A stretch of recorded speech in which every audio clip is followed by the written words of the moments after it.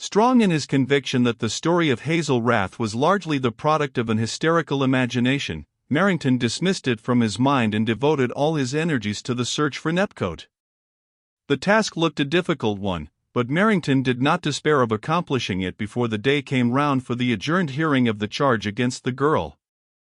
He knew that it was a difficult matter for a wanted man to remain uncaptured in a civilized community for any length of time if the pursuit was determined enough, and in this instance the military police were assisting the criminal authorities. Merrington's own plans for Nepcote's capture were based on the belief that he had not the means to get away from London unless the Herodotus necklace was still in his possession. As that seemed likely enough, Nepcote's description was circulated among the pawnbrokers and jewelers, with a request that anyone offering the necklace should be detained until a policeman could be called in. He also had Nepcote's former haunts watched in case the young man endeavored to approach any of his friends or acquaintances for a loan. Having taken these steps in the hope of starving Nepcote into surrender if he was not caught in the meantime, Merrington next directed the resources at his command to putting London through a fine-tooth comb, as he expressed it, in the effort to get hold of his man. But it was to chance that he owed his first indication of Nepcote's movements since his disappearance. He was dictating official correspondence in his private room at Scotland Yard 3 days after his visit to Lewes, when a subordinate officer entered to say that a man had called who wished to see somebody in authority. It was Merrington's custom to interview callers who visited Scotland Yard on mysterious errands which they refused to disclose in the outer office. The information he received from such sources more than compensated for the occasional intrusion of criminals with grudges or bores with public grievances. The man who followed the janitor into the room was neither the one nor the other, but a weazened white-faced Londoner, with a shrewd eye and the false, cringing smile of a small shopkeeper. He explained in the strident vernacular of the Cockney that his name was Henry Hobbs. Henry Hobbs was his own version of it, and he kept a pawnbroker's shop in the Caledonian Road.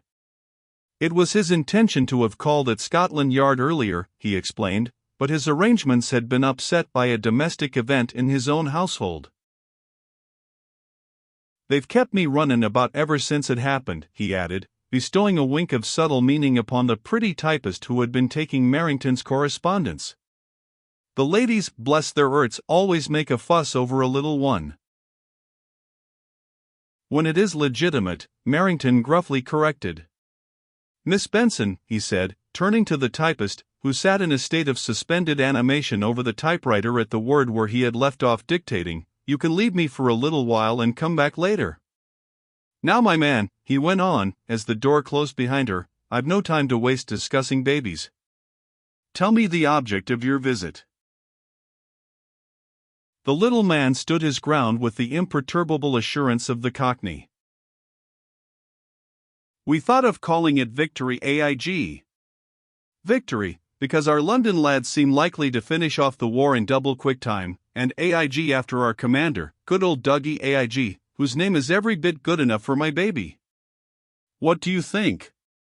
"Don't get your air off, Governor," Mr. Hobbs hastily protested, in some alarm at the expression of Merrington's face. "I'm coming to it fast enough, but my head is so full of this here kitty that I hardly know whether I'm standing on my EAD or my eels.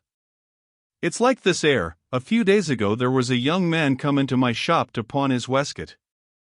I lent him half a crown on it and he goes away. But, yesterday afternoon he comes back to pawn a little pencil case, on which I lends him a shilling. Now, I shouldn't be surprised if this young man wasn't the young man we was warned to look out for as likely to offer a pearl necklace." "What makes you think so?" "By the description. I didn't notice him much at first, but I did the second time, perhaps because I'd just been reading over the handbill before he come in. He looks a bit the worse for wear since it was drawn up, hadn't been shaved and seemed down on his luck, but I should say it was the same man, even to the bits of grey on the temples. Been a bit of a dandy and a gentleman before he run to seed, I should say."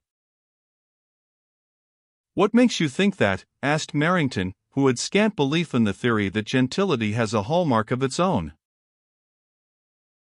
"Not his white hands, they're nothing to go by. It was his clothes. I was a tailor in Windmill Street before I went in for pawnbroking, and I know. This chap's suit hadn't been acked out in the city or in one of those places in Cheapside where they put notices in the window to say that the foreman cutter is the only man in the street who gets 12 quid a week. They hadn't come from Crouch End, neither. They was first-class West End garments. It's the same with clothes as it is with thoroughbred hosses and women, you can always tell them, no matter how they've come down in the world. And it's like that with boots too. This chap's boots hadn't been cleaned for days, but they were boots, and not holes to put your feet into, like most people wear. You made no effort to detain him? How could I? He didn't offer the necklace, or say anything about jewels, so I had no reason for stopping him.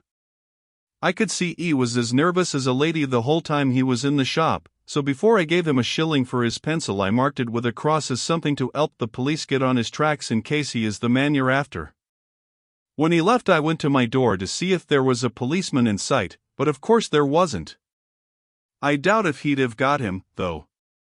He was off like a shot as soon as he got the shilling, down a side street and then up another, going towards King's Cross. Here's the pencil case he pawned.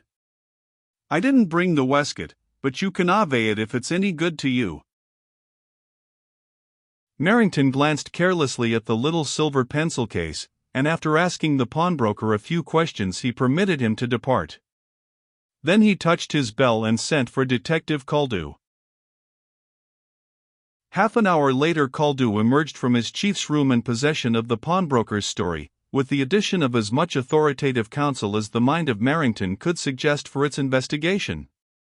Caldew did not relish the task of following up the slender clue. He had not been impressed by the relation of Mr. Hobbs' supposed recognition of Nepcote, although as a detective he was aware that unlikely statements were sometimes followed by important results. But the element of luck entered largely into the elucidation of chance testimony. There were some men in Scotland Yard who could turn a seeming fairy tale into a startling fact, but there were others who failed when the probabilities were stronger. Caldew accounted himself one of these unlucky ones. But luck was with him that day. At least, it seemed so to him that evening, as he returned to Holborn after a long and trying afternoon spent in the squalid streets and slums of St. Pancras and Islington. The goddess of chance, bestowing her favors with true feminine caprice, had taken it into her wanton head, at the last moment, to accomplish for him the seemingly impossible feat of tracing the pawnbroker's marked shilling, through various dirty hands, to the pocket of the man who had pawned the pencil case. Whether she would grant him the last favor of all, by enabling him to prove whether this man and Nepcote were identical, was a point Caldew intended to put to the proof that night. Caldew was in high good humor with himself at such a successful day's work, and he alighted from the tram with the intention of passing a couple of hours pleasantly by treating himself to a little dinner in town before returning to Islington to complete his investigations. He wandered along from New Oxford Street to Charing Cross by way of Soho, scanning the restaurant menus as he passed with the indecisive air of a poor man unused to the privilege of paying high rates for bad food in strange surroundings. The foreign smells and greasy messes of Old Compton Street repelled his English appetite, and he did not care to mingle with the herds of suburban dwellers who were celebrating the fact that they were alive by making uncouth merriment over 3 and 6 tables d'hôtes in crude Burgundy and Chianti in the cheap glitter of Wardour Street.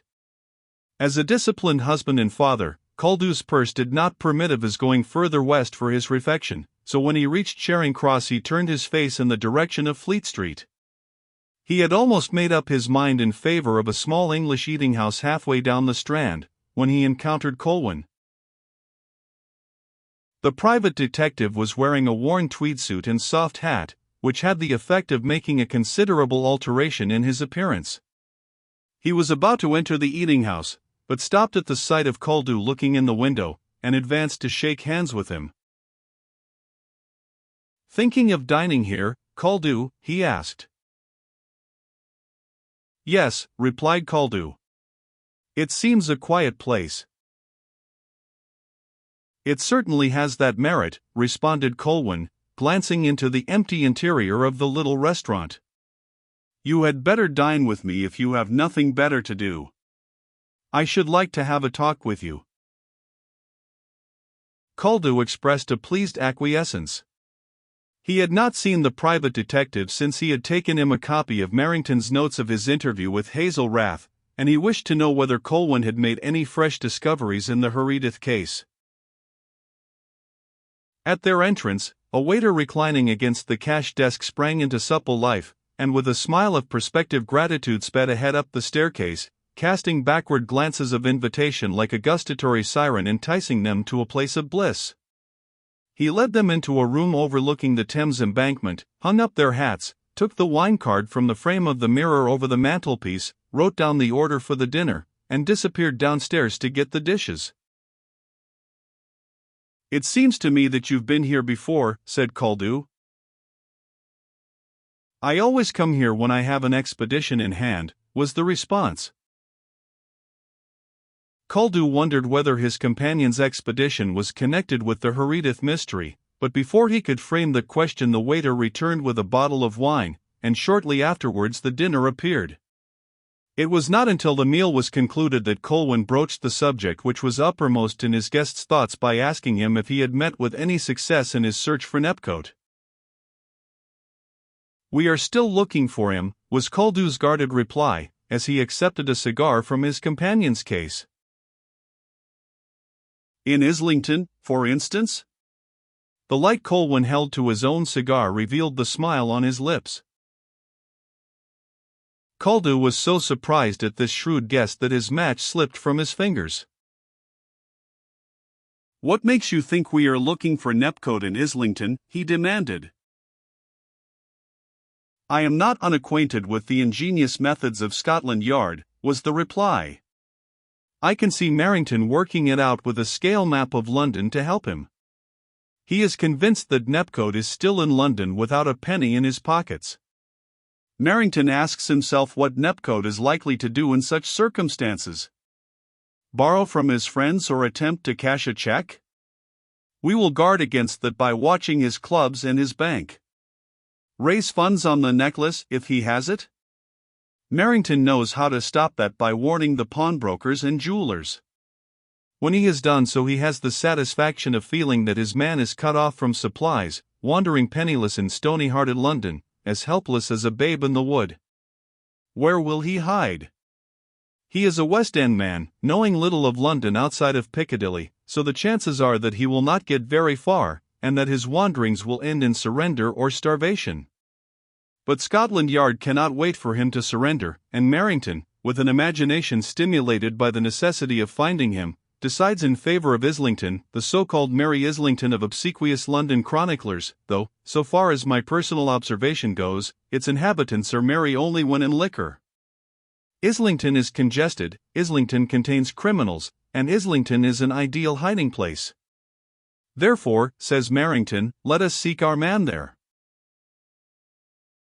"Oh, come, Mr. Colwyn, you don't put me off like that. Somebody must have told you that I was out there today. I saw you myself. As a matter of fact, I have been looking for Nepcote in that part of London, in an area between Farringdon Street and Euston." "Why there in particular?" "London is a wide field. I have endeavored to narrow it by considering the possibilities. The suburbs are unsafe, and so is the West End. The city affords no shelter for a fugitive. There remain the poorer congested areas, the docks, and the East End. But that does not help us very much, because there is still a vast field left. What narrowed it considerably for me is my strong belief, taking all the circumstances into consideration, that Nepcote has not got very far from where we last saw him. What finally determined me to select Islington as a starting point for my search was that strange law of human gravitation which impels a fugitive to seek a criminal quarter for shelter.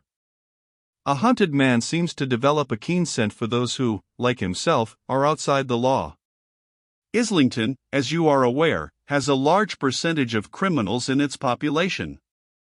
At any rate, I am looking for Nepcote in Islington. Although I could pick flaws in your theory, I am bound to say that you are right, said Caldew. Nepcote is hiding in Islington. At least, we think so, he cautiously added. Good. How did you find out? Caldew gave his companion particulars of the pawnbroker's visit to Scotland Yard that morning. I have been looking for Mr. Hobbs marked shilling in the small shops between King's Cross and Upper Street all the afternoon, he said. I traced it quite by accident after I had decided to give up the attempt. One of the uniformed men at the Angel happened to tell me, as a joke, about a coffee stall keeper who had gone to him in a fury that morning about a chance customer, who, in his own words, had diddled him for a bob overnight. He showed the policeman a shilling he had taken from the man, and was under the impression that it was a bad one because it was marked with a cross. The policeman put the coin in his pocket and gave the man another one to get rid of him. I obtained the shilling from him, and went to see the coffee stall keeper. His description of the man who passed it resembled Nepcote, and he added the information that the customer, after changing the shilling for a cup of coffee, had asked him where he could get a bed. The coffee stall keeper directed him to a cheap lodging house near the Angel.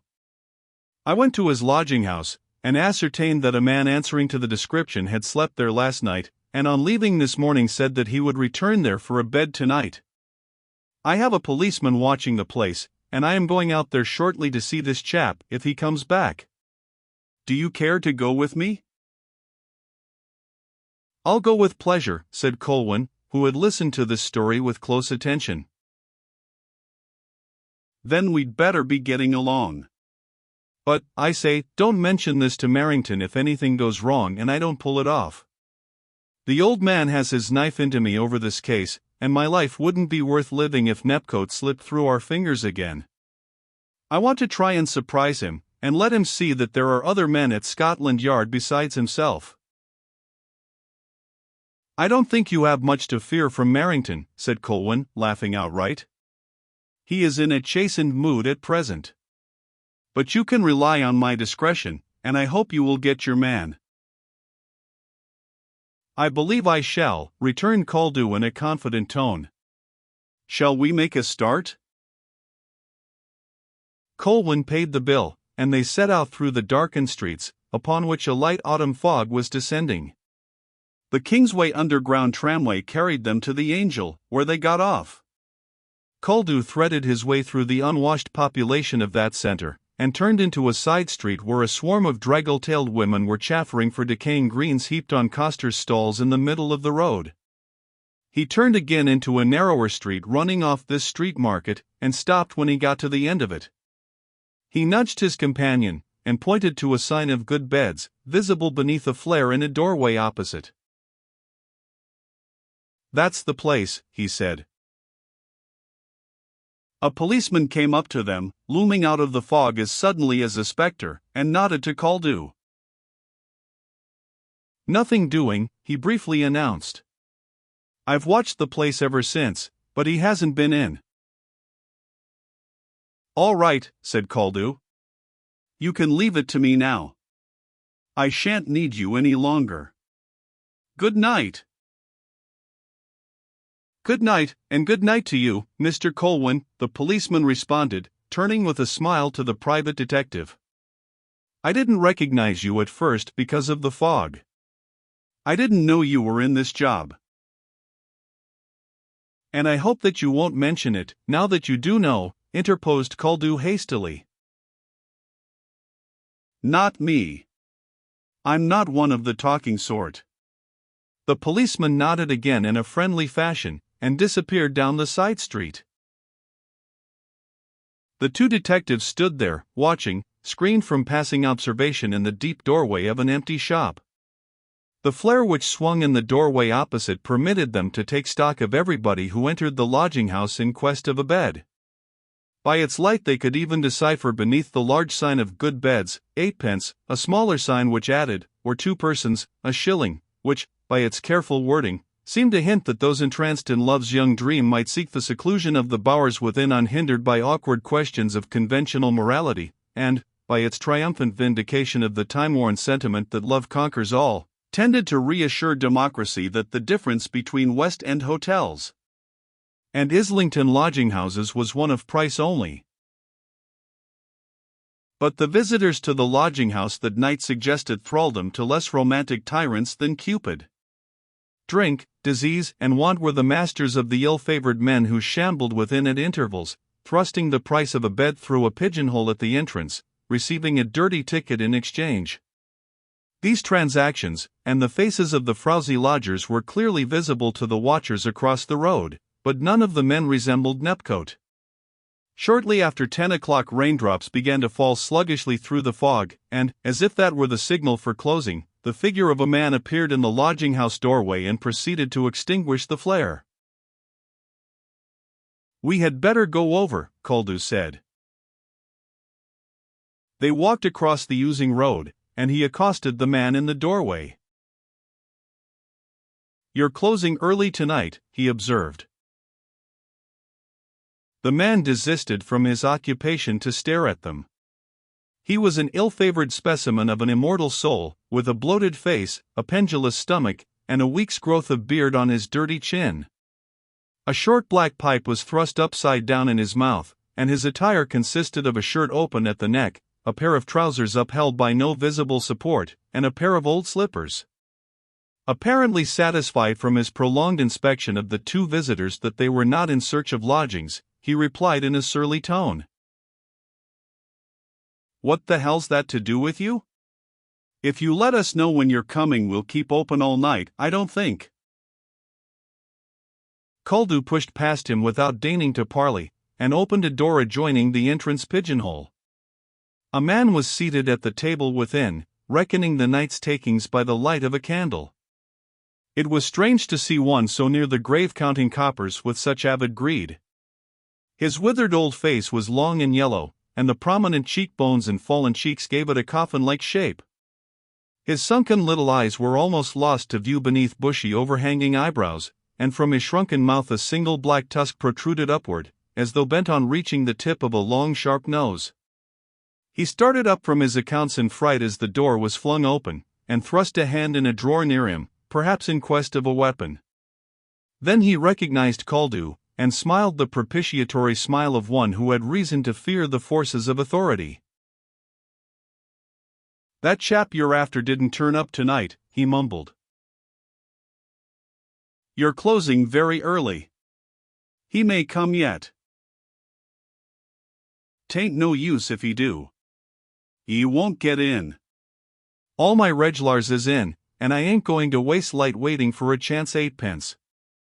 Praps, you'd like to see the room where he slept last night?" Koldus nodded, and the lodging-house keeper, calling in the man they had seen closing the door, directed him to show the gentleman the single room. The man lit a candle, and took the detectives upstairs to the top of the house. He opened the door of a very small and filthy room, with sloping ceiling and a broken window. A piece of dirty rag which had been hung across the window flapped noisily as the rain beat through the hole. The man held up the candle to enable the visitors to see the apartment to the greatest advantage. "We charge twopence more for this bedroom because it's a single doss," he said, not without a touch of pride in his tone. "And well worth the money," remarked Koldus. "Look here, Mr. Funnysides, I didn't bring you up here to listen to no sarcastical remarks," retorted the man, with the sudden fury of a heavy drinker. "If you've seen enough, you'd better clear out. I want to get to bed." "You had better behave yourself if you don't want to get into trouble," counseled Koldus. "So you're a rouser, are you? D if I didn't think so soon as I clapped eyes on you. But you've got nothing against me, so I don't care a snap of my fingers for you. You'd better hurry up." Koldus took no further notice of him, but joined Colwyn in examining the room. They found nothing giving any indication of its last tenant. The only articles in the room were a bed, a broken chair, and a beam of wood shoved diagonally against one of the walls, which threatened to fall in on the first windy night and bury the wretched bed and its occupant. After a brief search they turned away and went downstairs. The door was immediately slammed behind them, and the turning of the lock and the rattling of a chain told them that the place was closed for the night. Pulling up his coat collar in an effort to shield himself from the persistence of the rain, Kuldu expressed his disappointment at the failure of the night's expedition in a bitter jibe at his bad luck. At first he thought he would wait a little longer on the watch, then he changed his mind as he glanced at the unpromising night, and decided that it wasn't worthwhile. He lived in Edgware Road, so he shook hands with Colwyn and set out for the Underground at King's Cross. Colwyn returned to the Angel to look for a taxicab. The fog was lifting, and crowds were emerging from the cinemas and a music hall with the fatigued look of people who have paid in vain to be entertained. Outside the music hall some taxicabs were waiting for the more opulent patrons of refined vaudeville who had been drawn within by the rare promise of an intellectual baboon, reputed to have the brains of a statesman, which shared the honors of the top of the bill with two charming sisters from a West End show. The drivers of the taxicabs said they were engaged, and uncivilly refused to drive the detective to Ludgate Circus. A Bermondsey omnibus came plunging through the fog, scattering the filth of the road on the hurrying pleasuregoers, and stopped at the corner to add to its grievous load of damp humanity. Those already in the darkened interior sat stiffly motionless, like corpses in a mortuary wagon, as the newcomers scrambled in, scattering mud and water over them, feeling for the overhead straps. Colwyn did not attempt to enter. Even a Smithfield tramcar would be better than the interior of a bus on a wet night. An ancient four-wheeler went past, crawling dejectedly homeward. The driver checked his gaunt horse at the sight of Colwyn standing on the curbstone, and raised an interrogative whip. He added a vocal appeal for hire based on the incredible assumption that a man must live, which he proclaimed with a whip elevated to the sodden heavens, calling on a god, invisible in the fog, to bear witness that he hadn't turned a wheel that night. The phrasing of the appeal helped Colwyn to recall that it was the same cabman who had accosted Philip Herodotus and himself on the night they had motored to the moat house. He engaged the cab and entered the dark interior. The whip, which had been uplifted in pious aspiration, fell in benedictory thanks on the bare ribs of the horse. The equipage jolted over the Angel, crossing into the squalid precincts of St. John's Street. In a short time the overpowering smell of slaughtered beasts announced the proximity of Smithfield. The cab turned down Charterhouse Street towards Farringdon Market, and a little later pulled up under the archway at Ludgate Circus. "I leaves it to you, sir," said the cabman, in a husky whisper. His expectant palm closed rigidly on the silver coins, and his whip fell on the lean sides of his horse with a crack like a pistol shot as he wheeled round, leaving the detective standing in the road. The fog had almost cleared away, but the unlighted streets were plunged in deep gloom, through which groups of late wayfarers passed dimly and melted vaguely, like ghosts in the darkness of eternity. As Colwyn was about to enter the corridor leading to his chambers, a man brushed past him in the doorway. There was something about the figure which struck the detective as familiar, and he walked quickly after him. By the light of the departing cab he saw his face. It was Nepcote.